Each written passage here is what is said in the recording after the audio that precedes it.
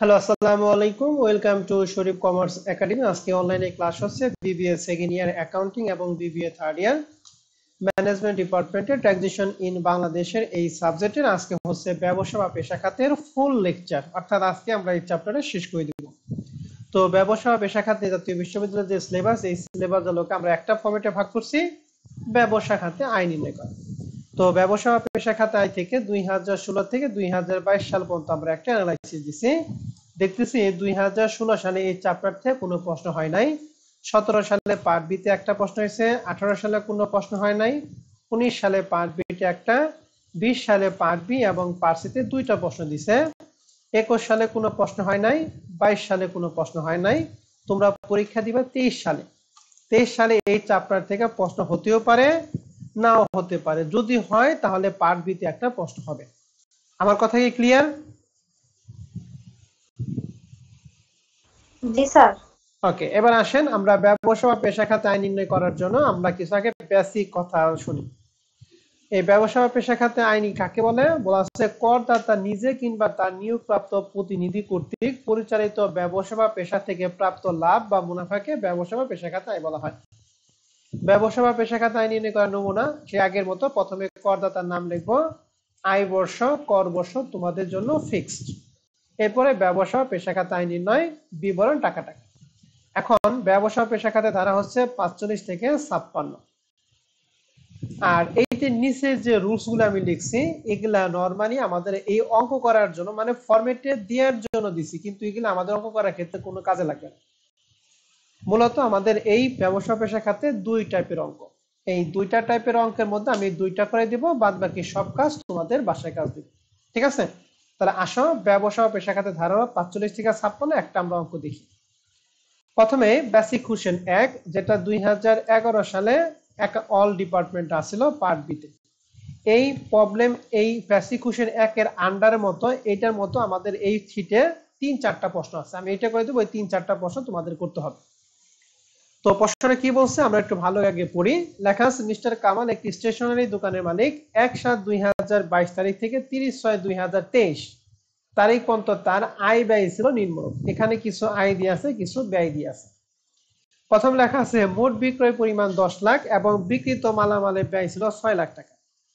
বিক্রয় 10 লাখ, যার বিক্রিত মালামালের ব্যয় 6 লাখ টাকা। অর্থাৎ একটা জিনিস আপনি কিনছিলেন 6 লাখ, সেটা বিক্রি করছেন 10 লাখ টাকা। তাই লাভ হয়েছে না লস হয়েছে বলেন তো দেখি?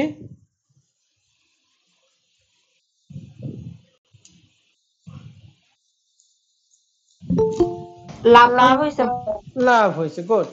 তাহলে এখন আমরা যখন আমরা অঙ্ক করতাম ইন্টারে আয় বিবরণী, তখন আমরা কি করতাম? বিক্রয় থেকে বিক্রিত পণ্যের ব্যয় বাদ দিয়ে কি বেরোতো বলেন তো দেখি?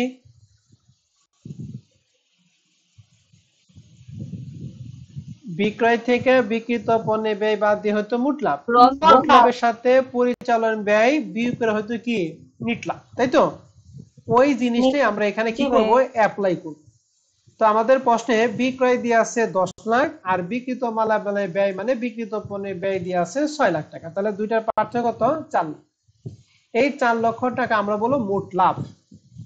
এরপরে নিচে দেখা আছে কর্মচারীদের বেতন। আমরা জানি বেতন একটা পরিচালন ব্যয়, দোকান ভাড়া, পরিবহন ও অন্যান্য খরচ এটা একটা পরিচালন ব্যয়, দোকানে ব্যবহারের জন্য আসবাবপত্র ক্রয়। বলেন তো এটা ব্যয় না স্থায়ী সম্পত্তি? স্থায়ী সম্পত্তি। স্থায়ী সম্পত্তি। আমরা ক্রয় বিক্রয়, আমরা কিন্তু আয় ব্যয় বিবরণীতে স্থায়ী সম্পত্তি আনতাম না, এর উপর অবশ্যই আনতাম, ঠিক না? কিন্তু যেহেতু আমাদের প্রশ্নে অবশ্যই সম্পর্কে কোনো তথ্য বলা নাই, অতএব এই আসবাবপত্র ক্রয় এই আইটেমটা আমাদের এই অঙ্ক থেকে কি বাদ। আর সবার শেষে লেখা আছে গত বছরের লোকসানের পরিমাণ। লোকসান মানে কি? লস। যদি গত বছর লস থাকে, এই বছর লাভ হয়, তাই লাভের সাথে লস আমরা বিয়োগ করব। এই বছর লস, গত বছর লস, যদি লস হয় তাহলে আমরা কি করব? যোগ করব। ঠিক আছে? এন্ড প্রশ্ন হচ্ছে করণীয় মিস্টার কামালের ব্যবসা খাতে মোট আয় নির্ণয় করো। তো অঙ্ক সমাধান কিভাবে? প্রথমে লিখছি মিস্টার কামাল আয় বর্ষ 22-23, কর বর্ষ 23-24, ব্যবসা পেশা খাতে আয় বিবরণ টাকা। প্রথমে লিখছি ব্যবসা পেশা খাতে ধারা হচ্ছে 45 থেকে 56। প্রথম আইটেমটা বিক্রয় ছিল 10 লাখ, এখানে বিক্রিত মালামাল ব্যয় হচ্ছে 6 লাখ, মোট লাভ হচ্ছে 4 লাখ টাকা। এখান থেকে ব্যয় বাদ দিয়েছি পরিচালন ব্যয়। পরিচালন ব্যয় হবে আমাদের প্রশ্নে বলা আছে যে এখানে ব্যয় ছিল কি কি প্রথম ছিল কর্মচারী বেতন ছিল ৬০,০০০ টাকা দোকান ভাড়া অন্যান্য খরচ ছিল কত ১,০০,০০০ টাকা তাহলে আমরা প্রথমে দিচ্ছি কর্মচারী বেতন ৬০,০০০ ভাড়া অন্যান্য খরচ ছিল ১,০০,০০০ টাকা আর এখানে আমাদের ছিল আসবাবপত্র ক্রয় এখন আসবাবপত্র ক্রয় কিন্তু আমাদের প্রশ্নে কখনোই আসবে না কিন্তু এর উপর অবশ্যইটা আমাদের অবশ্যই পরিচালনা ব্যয়ের মধ্যে আসতো এখন প্রশ্ন হচ্ছে আসবাবপত্র ক্রয়ের সাথে কত পার্সেন্ট অবশ্যই এটা আমাদের প্রশ্নে বলা নাই আমরা ধরে নিলাম নিচে লিখে নিছি এই যে আমি এখানে একটা নোট দিয়ে দিছি দোকানে ব্যবহারের জন্য আসবাবপত্র ক্রয় একটি মূলধন জাতীয় ব্যয় বিধায় অনুমোদনযোগ্য নয় ধরা হয়েছে আসবাবপত্র বছরের শুরুতে ক্রয় করা হয়েছে এই জন্য তৃতীয় তফসিল অনুযায়ী আসবাবপত্রের উপর 10% অবশ্যই ধরা হলো অর্থাৎ আসবাবপত্রের উপর আসবাবপত্র যদি থাকে তার উপর আমরা সবসময় 10% অবশ্যই ধরবো কোন তফসিল অনুযায়ী তৃতীয় তফসিল অনুযায়ী ঠিক আছে আয়কর অধ্যাদেশ যে তফসিলগুলি আছে ওই তফসিলের তৃতীয় তফসিল অনুযায়ী স্থায়ী সম্পত্তির উপর আমরা কত পার্সেন্ট অবশ্যই ধরবো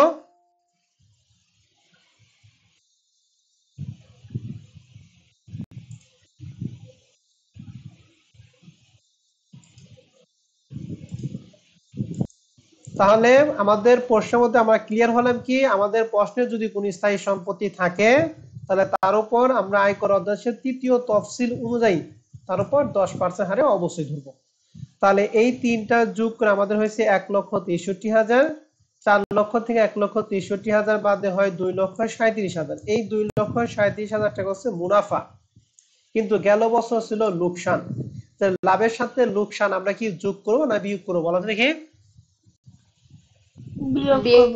লিখছি বাদ গত বছর লোকসান ১০,০০০ টাকা তাহলে ২,৩৭,০০০ থেকে ১০ বাদে ২,২৭,০০০ টাকা ব্যবসা পেশা খাতে মোট আয় হচ্ছে ২,২৭,০০০ টাকা এইটাই হচ্ছে আমাদের প্রশ্নের আনসার জাস্ট এইটুকু অঙ্ক বললে আমরা এখান থেকে ৪ মার্ক ক্যারি করতে পারবো হ্যাঁ প্রবলেমে এক নিয়ে আপনাদের কোনো সমস্যা থাকলে বলেন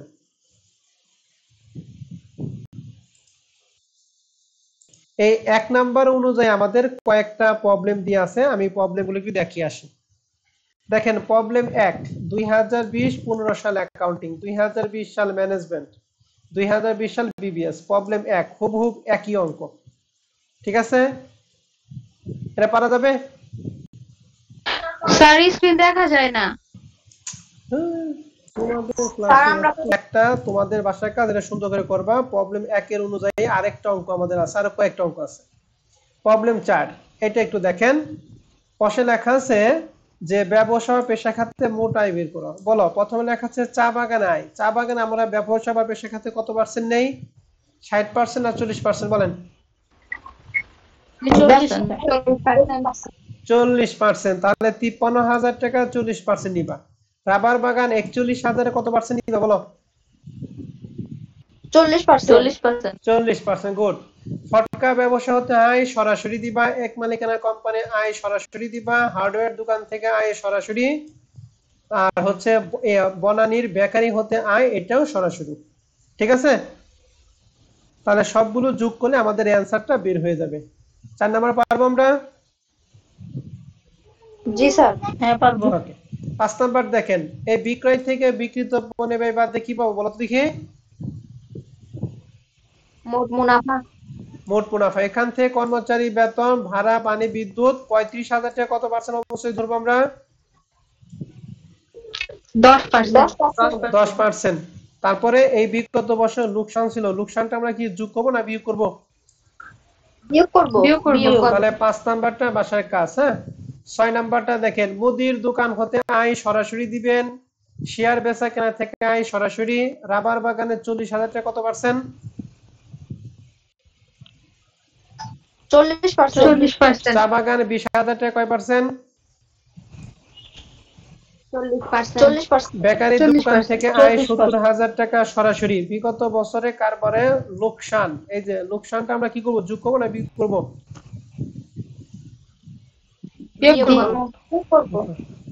কথা ক্লিয়ার সবাই হ্যাঁ এবার আসেন ৭ নাম্বার প্রশ্নটা পড়েন এটা কমার্স পাবলিকেশনের বইয়ের অঙ্ক বলেন এটা একটু পড়েন তো দেখি কি কি এখানে দিয়ে আছে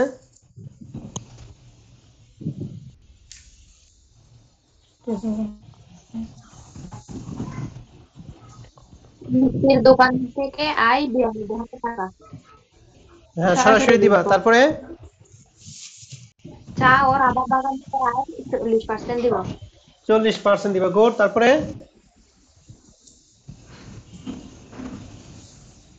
কম্পিউটার অ্যাক্সেসরিজ দোকান হতে আয় সরাসরি।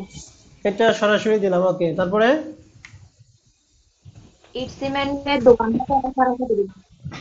ইট তারপর সিমেন্টের পটকা দোকান থেকে ব্যবসায়ী আয় হতে সরাসরি। হ্যাঁ পটকা ব্যবসায়ী সরাসরি দিব। আর ক্ষতিটা বিয়োগ করব। ক্ষতিটা কি করবা? বিয়োগ করব। বিয়োগ বিয়োগ করব। করবা। সবাই কি বুঝতে পারছো? জি স্যার। হ্যাঁ বুঝতে পারছি। তাহলে পারবা এটা? হ্যাঁ পারবো। ওকে। তাহলে আমরা প্রবলেম একটা করলাম। এর আন্ডারে আমাদের 7 নাম্বার, 6 নাম্বার, 5 নাম্বার, 4 নাম্বার এবং 1 নাম্বারটা কমপ্লিট হয়ে গেল। এখন আমরা বেসিক কোশ্চেন 2 করাবো। এটা করলে বাদ বাকি সবগুলো আমাদের অঙ্ক শেষ। বেসিক কোশ্চেন 2 2017 সালে অ্যাকাউন্টিং এ। এটা লেখা আছে কি, নিম্নোক্ত প্রাপ্তি ও পরিশোধ হিসাব থেকে জনাব অজয় মিত্রের ব্যবসা ও পেশা খাতে মোট আয় নির্ণয় করো। এখানে প্রাপ্তি ও পরিশোধ হিসাব দিয়ে আছে। এই পাশে প্রাপ্তি, এই পাশে কি পরিশোধ। প্রাপ্তি মানে টাকা পাইছি, আর পরিশোধ মানে কি টাকা আমরা দিছি। ঠিক আছে। তাহলে এখানে প্রথম লেখা আছে জের স্থানান্তরিত। প্রাপ্তি পাশে যেটা সেটাকে আমরা ব্যালেন্স বিডি, আর পরিশোধ পাশে যারা সবার শেষে সেটাকে আমরা কি বলবো, ব্যালেন্স কি বলো দেখি? সিডি। সিডি। এখন আমাদের প্রাপ্তির মধ্যে এই ব্যালেন্স বিডি ব্যালেন্স সিডি বাদ দিয়ে আমাদের কি কি আছে? গ্রাহকের নিকট থেকে ফি গ্রহণ। তাহলে গ্রাহককে সেবা দিছ, এটা কি ব্যবসা খাতে আয় না? জি। লটারি হতে আয়, লটারি হতে আয়, এটা কি ব্যবসা হবে? না। না। সম্পত্তি ভাড়া আয়, এটাও ব্যবসা খাতে আয় না। লটারি এবং সম্পত্তি ভাড়া এটা ব্যবসা খাতে আয় না। ব্যবসায় মুনাফা, এটা ব্যবসাতে আয় না? হ্যাঁ। তাহলে আমাদের ব্যবসা হতে আয়ের মধ্যে এখানে টোটাল আইটেম হচ্ছে 4টা। 4টার মধ্যে কয়টা আসবে ব্যবসা বা পেশা খাতে আয়ে? 2টা। গ্রাহকের নিকট থেকে ফ্রি গ্রহণ 60,000 টাকা, ব্যবসায় মুনাফা 8,000 টাকা। এই দুইটা হলো মোট প্রাপ্তি। এই প্রাপ্তির থেকে আমরা পরিশোধগুলি বাদ দিব। কি কি পরিশোধ? প্রথম লেখা আছে কর্মচারী বেতন। কর্মচারী বেতন একটা পরিচালন ব্যয় নাকি? এরপর আছে প্রশাসনিক ব্যয়। প্রশাসনিক ব্যয় মানে অফিস খরচ, এটাও একটা পরিচালন ব্যয়। এরপর লেখা আছে আয়কর প্রদান। আয়কর কারে কয় বলেন দেখি? আয়ের উপর কর দিয়া নাকি? তাহলে আয়ের উপর কর দিয়ে এটা হলো ব্যক্তিগত খরচ। ব্যক্তিগত খরচ কি ব্যবসা বা পেশা খাতে দিব না দিব না? দিব না, বাদ। আয়কর প্রদান এটা বাদ। মেরামত খরচ, ব্যবসায়ের জন্য যে কোনো কিছু মেরামত লাগতেই পারে, তার মানে এটা আমরা মেরামত খরচটা আনবো। ঠিক আছে। ব্যবসায়ের জন্য লেখা আছে ঋণের সুদ। এই ঋণের সুদ যদি লেখা থাকে ব্যক্তিগত ঋণের সুদ, তাহলে সেটা কিন্তু আসতো না। কিন্তু ঋণের সুদটা কিন্তু ব্যবসায় প্রয়োজন নিছে, তাহলে এটা কি দিব না দিব না বলো দেখি? দিব। গুড। আর আসবাবপত্র ক্রয় আসে নাকি এর উপর অবশ্যই আসে বলো দেখি? কত পার্সেন্ট? 10%। কোন তফসিল অনুযায়ী? তৃতীয় তফসিল অনুযায়ী নাকি? ওকে। তাহলে আমাদের মোটামুটি ধারণা শেষ প্রাপ্তি কি, প্রদান কি কি। এখন আমরা অঙ্ক শুরু করব।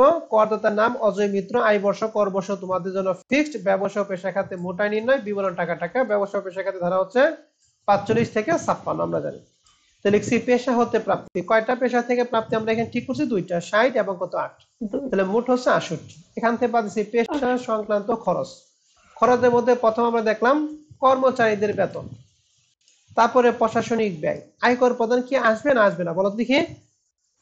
আসবে না। মেরামত ব্যয় আসবে। ব্যবসায়ের জন্য ঋণের সুদ আসবে। আসবাবপত্র আসবে না? এর উপর অবশ্যই আসবে। তাহলে আমরা দেখো কর্মচারী বেতন দিছি, প্রশাসনিক ব্যয় দিছি, মেরামত ব্যয় দিছি, ব্যবসায়ের জন্য ঋণের সুদ দিছি, আর আসবাবপত্র অবচয়। অবচয় এখানে কত টাকা ছিল? 23,000। সরি, সম্পত্তি কত ছিল? 23,000। 23,000-এর 10% হচ্ছে 3,000, সরি 2,000 কত? 300। এই সবগুলো যোগ করে 47,300। এই দুইটার বিয়োগফল ব্যবসা ও পেশা খাতে 20,700 টাকা। ক্লিয়ার? Basic question 2। জি স্যার। ওকে। তাহলে বেসিক কোশ্চেন 2 এর আন্ডারে আমাদের প্রবলেম ছিল দুইটা। প্রবলেম 2 2019 সাল অ্যাকাউন্টিং। সেই একই বলেন তো এখানে কোনটা কোনটা আমাদের প্রাপ্তিবোধে আসবে ডেবিট পাশ থেকে? গ্রাহকের নিকট হতে ফি গ্রহণ আর ব্যবসায়ের মুনাফা। তাহলে 65 এবং 9। আর পরিশোধের মধ্যে কি কি আসবে? কর্মচারীদের কর্মচারীদের বেতন, ব্যয়, মেরামত ব্যয়, ব্যবসায়ের জন্য ঋণের সুদ, আসবাবপত্রের অবস্থা। আসবাবপত্র অবশ্যই পারা যাবে এটা 2 নাম্বারটা। হ্যাঁ স্যার 3 নাম্বারটা 2018 সালে ম্যানেজমেন্টের প্রশ্ন। বলেন প্রাপ্তির মধ্যে কি কি আসবে? গ্রাহকের নিকট হতে ফি গ্রহণ আর সেই একই, ব্যবসায়ের গ্রাহকের নিকট মুনাফা। থেকে ফি আর ব্যবসায় মুনাফা। আর এখান থেকে বলেন আসবে না কোনটা কোনটা, তাই বলেন। আয়কর প্রদান, আয়কর প্রদান, আয়কর প্রদান যে স্থানান্তরিত এটা আসে না। আসবাবপত্র, আসবাবপত্র কয় আসবে নাকি আসবাবপত্র অবশ্যই আসবে? বলেন যদি কি অবচয়, অবশ্যই আসবে। তাহলে এই হচ্ছে অবচয় 3 আসবে। নাম্বারটা আমাদের হয়ে গেল। তার মানে এই চ্যাপ্টার আমাদের সবগুলো অঙ্ক কভার। ঠিক আছে? তাহলে ব্যবসা বা পেশা খাত এই অঙ্ক এই চ্যাপ্টারটা আমাদের আজকে ক্লিয়ার হয়ে গেল। ওকে, আমরা আগামী ক্লাসে নতুন কোন চ্যাপ্টার শুরু করব। ঠিক আছে? তাহলে ব্যবসা ও পেশা খাতের এই কয়টা অঙ্ক তোমরা আচ্ছা সুন্দর করে করে অ্যাসাইনমেন্ট জমা দিবা। আমরা আগামী ক্লাসে নতুন চ্যাপ্টার শুরু করব। ঠিক আছে স্যার এবং ম্যাডামরা? জি আচ্ছা। স্যার। ওকে, তাহলে ব্যবসা পেশা খাত এখানে শেষ করলাম আমরা।